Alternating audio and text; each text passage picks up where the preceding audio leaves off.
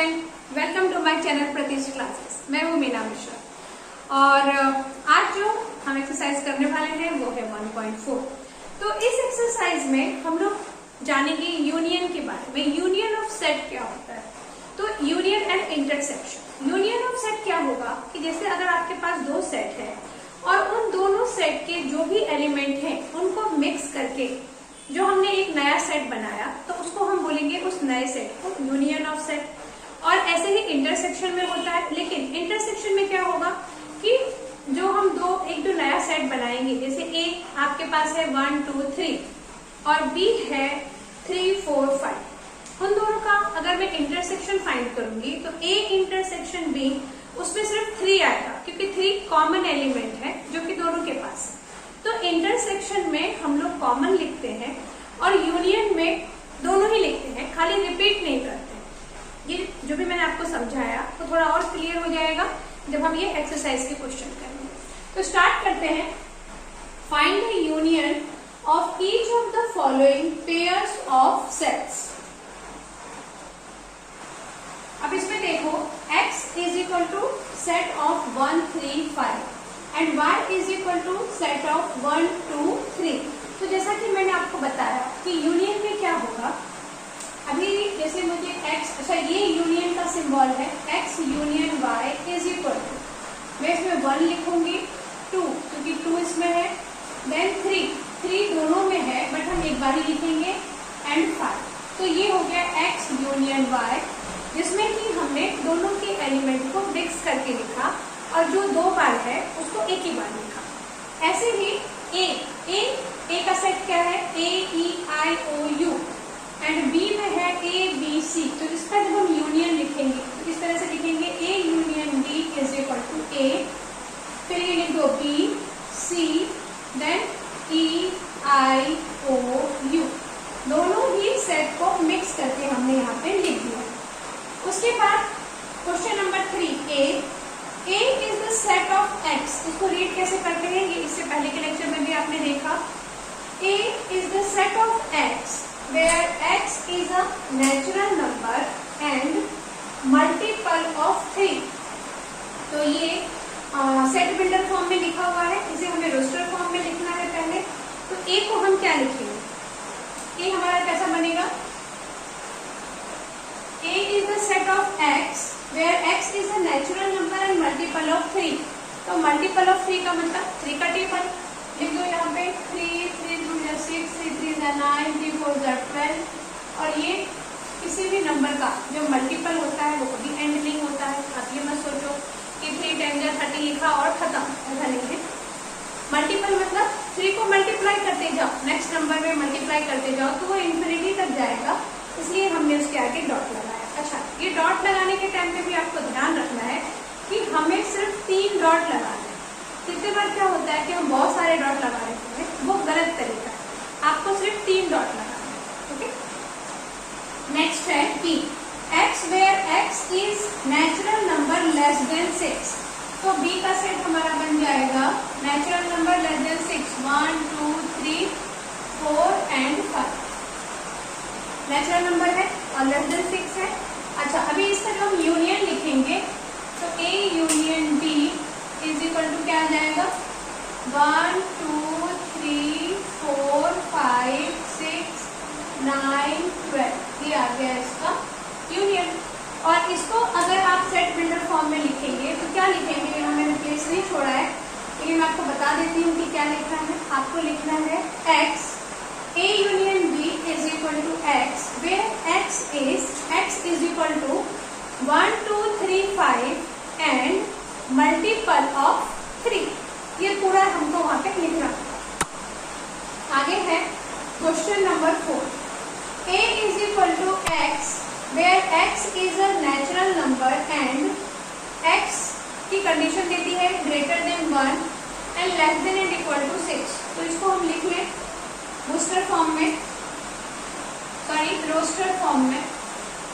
x क्या होना चाहिए, 1 से ग्रेटर होना चाहिए और x is natural number greater than 1 यानी 2 3 4 5 एंड 6। तो ये क्या लिखा है x is greater than 1 and less than and equal to 6। तो 6 भी लिखना पड़ेगा हमें उसमें। B, x where x is a natural number and x is greater than 6 and less than 10। तो b is equal to हो गया 7, 8, 9 and सॉरी 9, ओनली 9, क्योंकि लेस देन और इक्वल नहीं लिखा है, सिर्फ लेस देन 10 लिखा है। तो लेस देन 10 लिखा है तो 10 पे एंड। अब इसका जब हम यूनियन लिखेंगे तो a union b is equal to क्या होगा 2, 3, 4, 5, 6, 7, 8, 9। और इसको जब आप सेट बिल्डर फॉर्म में लिखेंगे, मैं यहाँ थोड़ा सा जगह में मैनेज करके लिख देती हूँ, x where x is natural number और दूसरी बात एंड, कंडीशन क्या है, एंड क्या है यहाँ पर x is greater than and equal to 2। देखो यहाँ 2 से स्टार्ट हुआ है और 9 पे less than and equal to 9। इसको आप ऐसे लिख सकते हैं क्योंकि ये जो हमारा सेट बना तो 2 से स्टार्ट हुआ है, 9 में एंड हुआ है, तो हम इसको ऐसे भी लिख सकते हैं कि x is greater than and equal to 2, less than and equal to 9। या फिर आप इसको ऐसे भी लिख सकते थे कि x is greater than 1 and less than 10। हम ऐसा भी लिख सकते थे, तब हम इक्वल का साइन नहीं लगाते। तो ये आपको समझ में आ गया। उसके बाद ये नेक्स्ट क्वेश्चन है जिसमें a is equal to 1, 2, 3 है और b is equal to भी आपने देखा था कि 5 है। अब इसका जब यूनियन बनेगा तो a यूनियन b क्या होगा 1, 2, 3, क्योंकि 5 क्या है, 5 मतलब एम्प्टी सेट। एक एम्प्टी सेट और 1, 2, 3 को जब आप मिक्स करेंगे तो 1, 2, 3 बचेगा और वैसे भी 5 तो सब में रहता ही है, उसको अलग से मेंशन करने की जरूरत नहीं। तो इसका हो गया a union b is equal to 1। Question number 1 complete हो गया है। देखते हैं क्वेश्चन नंबर 2। अभी देखो क्वेश्चन नंबर 2, लेट a किसका सेट है a and b and b is the set of a b c। a में a b है और b पे a b c है। Is a subset of b? What is a union b? अभी a b का subset है कि नहीं, तो ये आपने पहले भी सीखा है कि सबसेट कब होगा जब a के सारे एलिमेंट b में होंगे, तो a सबसेट b होगा। तो यहाँ हम देखेंगे कि a के सारे एलिमेंट b में है, a b इसमें a b में है, तो वो चीज हम यहाँ मेंशन करेंगे। Since a is belongs to, या फिर सीधे हम यहाँ लिख दें b और b belongs to b, a b में बिलोंग कर रहा है, b भी b में बिलोंग कर रहा है, therefore a is subset of b, क्योंकि a के एलिमेंट सारे b में बिलोंग कर रहे हैं। उसके बाद अब इसका a यूनियन b फाइंड करना है, तो a union b is equal to हो जाएगा a b c। तो हम यहाँ लिख देंगे hence a union b is set b, क्योंकि कभी भी ऐसा होता है कि अगर एक सेट दूसरे सेट का सबसेट है और तब अगर हम उन दोनों का यूनियन फाइंड करें तो वो दूसरा वाला जो सेट है वही हमारा आंसर आएगा। जैसे यहाँ पर a सबसेट था b का और जब इन दोनों का हमने यूनियन फाइंड किया तो हमारा आंसर b आया। ये मैं आपको इसलिए एक्सप्लेन कर रही हूँ क्योंकि जो हमारा नेक्स्ट क्वेश्चन है उसमें यही पूछा। देखो क्या बोल रहा है, if a and b are two sets such that a subset of b। इससे पहले के क्वेश्चन में हमें फाइंड करना था, जैसे कि 2 में देखा हमने कि फाइंड करना था कि is a subset of b, but यहाँ पे क्लियर बोल रहा है कि a is subset of b। Then what is a union b? तो अभी हमने देखा कि अगर a b का सबसेट होगा और तब उन दोनों का हमने यूनियन फाइंड किया तो आंसर में क्या आएगा, b आएगा, क्योंकि b ही बड़ा सेट है ना, तो यूनियन में वही आएगा। तो हम यहाँ क्या लिख देंगे आंसर में,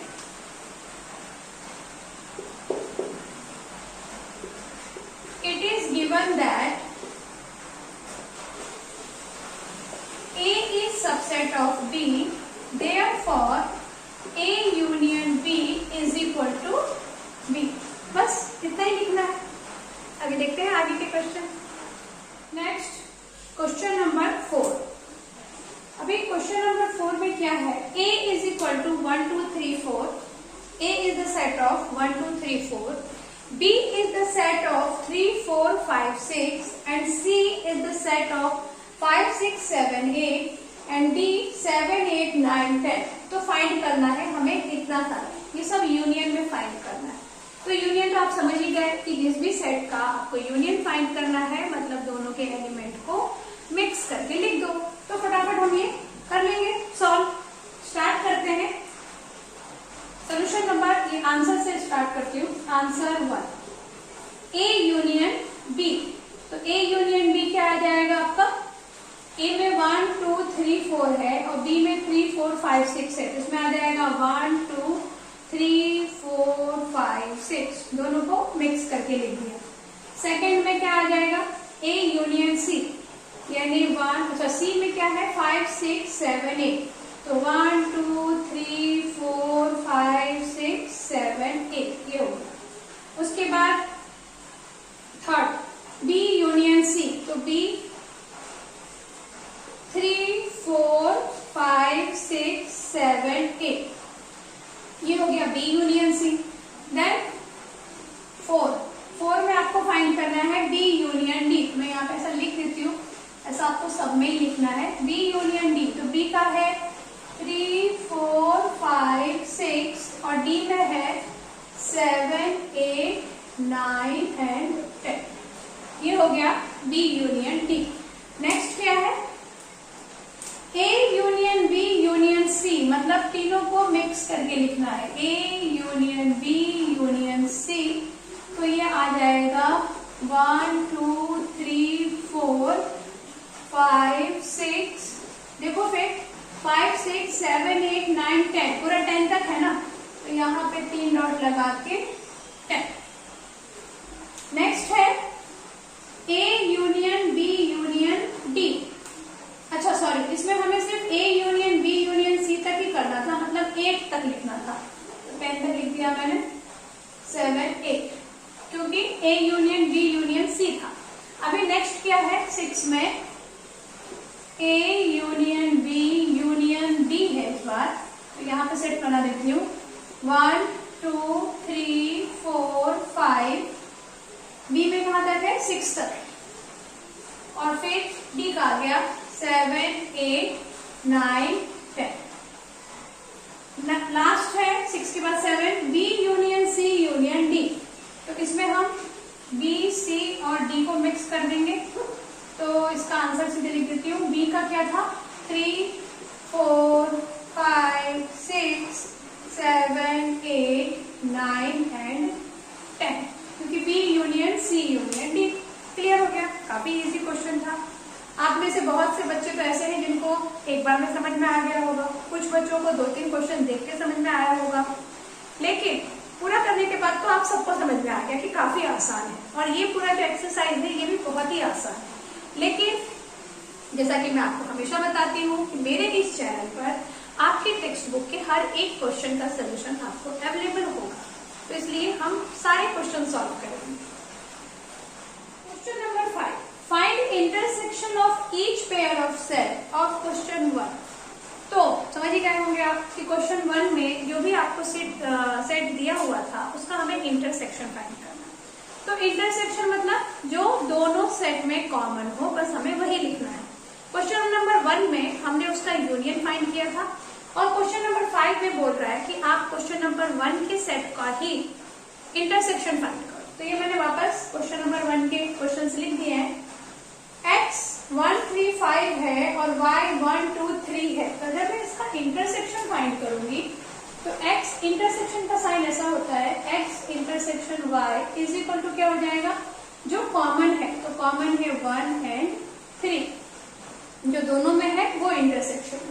अब यहाँ पर a इंटरसेक्शन b क्या आना चाहिए, a आना चाहिए, और बस a आएगा क्योंकि यही कॉमन है, बाकी तो सब कुछ अलग लिखा है।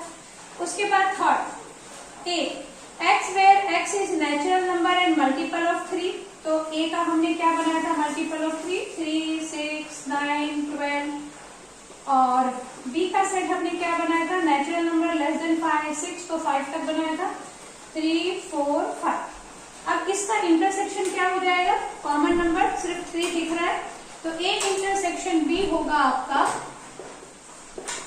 3। और इसको जैसा कि यहाँ पे इन्होंने सेट बिल्डर फॉर्म में लिखा है, अगर हम आंसर में सेट बिल्डर फॉर्म में लिखना चाहते हैं तो हम यहाँ लिख देंगे A intersection B is equal to set of x where x is natural number, या सीधे आप इतना ही लिखो ना, where x is equal to 3, बस, क्योंकि एक ही तो है। उसके बाद 4, A is equal to x where x is natural number and x is greater than 1 and less than or equal to 6, तो इसका सेट क्या बन जाएगा, 2 से स्टार्ट करेंगे, 2, 3, 4, 5 एंड 6, और b का क्या होगा, natural number and x is greater then 6 less than 10, इससे पहले भी हमने बनाया था, तो 7, 8 एंड 9। तो इसका जब हम इंटरसेक्शन लिखेंगे तो वो आ जाएगा, सॉरी, जो दोनों में हो। अच्छा, यहाँ पे एक सरप्राइजिंग मैटर ये है कि दोनों में कुछ भी कॉमन नहीं है, क्योंकि यहाँ पे 2, 3, 4, 5, 6 है और यहाँ 7, 8, 9 है, तो इसलिए ये आ जाएगा आपका 5, एम्प्टी सेट। अब ऐसे ही A is the set of 1, 2, 3 and B is empty set, तो दोनों का इंटरसेक्शन अगेन आ गया एम्प्टी सेट, क्योंकि कुछ कॉमन ही नहीं है, तो यहाँ पर भी A intersect set B is equal to 5, यहाँ पे 5 को बॉक्स में डालने की जरूरत नहीं। क्लियर हो गया आपको इंटरसेक्शन क्या है, यूनियन क्या है, वेरी गुड। अभी नेक्स्ट क्वेश्चन नंबर 6 में हमें यूनियन और इंटरसेक्शन को मिक्स करके दे दिया है। ए बी सी और डी 4 हमारे पास सेट है और फाइंड क्या करना है, बहुत सारी चीजें हैं फाइंड करने के लिए, किसी में इंटरसेक्शन फाइंड करना है, किसी में इंटरसेक्शन और यूनियन दोनों फाइंड करना है। तो एक के बाद एक सारे क्वेश्चन करके देखते हैं कि कैसे क्या करेंगे हम। जो फर्स्ट क्वेश्चन है, सोल्यूशन फर्स्ट, क्या फाइंड करना है आपको, ए इंटरसेक्शन बी, तो A intersection B is equal to क्या होगा, जो दोनों में हो, तो दोनों में 7 एंड 9 ये कॉमन दिख रहा है। उसके बाद सेकेंड क्वेश्चन है बी इंटरसेक्शन सी, तो बी और सी दोनों में कॉमन दिख रहा है 11 एंड 13। उसके बाद थर्ड है A intersection C intersection D, जो तीनों में कॉमन हो, ए सी एंड डी, ए सी और डी तीनों में कॉमन तो कुछ भी नहीं दिख रहा है, क्योंकि इसमें 3, 5, 7, 9, 11 है, इसमें 11 है, तो इन दोनों में तो चलो 11 कॉमन हो गया, इसमें 15 और 17 है जो इन दोनों में कॉमन है, तो इसमें कुछ भी ऐसा नहीं है जो तीनों के पास 2 में मैच हो रहा है बट तीनों में मैच नहीं हो रहा है, तो इसलिए 5 आ जाएगा। उसके बाद 4 ये है ए इंटरसेक्शन सी, तो यहाँ पर कॉमन आ गया 11। फिर 5 में क्या करना है, बी इंटरसेक्शन डी, इन दोनों में क्या दिख रहा है कॉमन, अगेन कुछ भी नहीं दिख रहा है, तो B intersection D is equal to हो गया 5। 6 में देखो, अच्छा यहाँ पे थोड़ा एक ध्यान देना है हमें कि A intersection B union C, अभी बी यूनियन सी को ब्रैकेट में डाला हुआ है, इसका मतलब ये हुआ कि पहले आपको बी यूनियन सी फाइंड करना है, उसका एक सेट बनेगा और उस सेट के साथ इस ए का इंटरसेक्शन लिखना है, ब्रैकेट में जो है उसको पहले सॉल्व करेंगे। तो पहले हम क्या फाइंड कर लें, इसका बी यूनियन सी फाइंड कर लें, तो बी यूनियन सी आपको पता ही है, दोनों को मैथ मिक्स करके लिखना है, तो 7, 9, 11, 13 एंड 15 आ गया है ना, 7, 9, 11, 13 और यहाँ से 15। अभी A intersection B union C, अब जो हम कंपेयर करेंगे तो इस बी यूनियन सी को कंपेयर करेंगे किसके साथ, ए के साथ, और दोनों का इंटरसेक्शन लिखेंगे, तो इंटरसेक्शन में कॉमन दिख रहा है 9 एंड 11, 9, 11 इसमें भी है, 9, 11 इसमें भी है, तो 9 और 11 कॉमन आ गया। अच्छा 7 भी है, 7, 9, 11, हाँ 7, 9, 11 के अलावा कुछ नहीं है ना, 7, 9, 11 इज कॉमन, तो यहाँ पे हम लिख देंगे 7, 9, 11, ये हो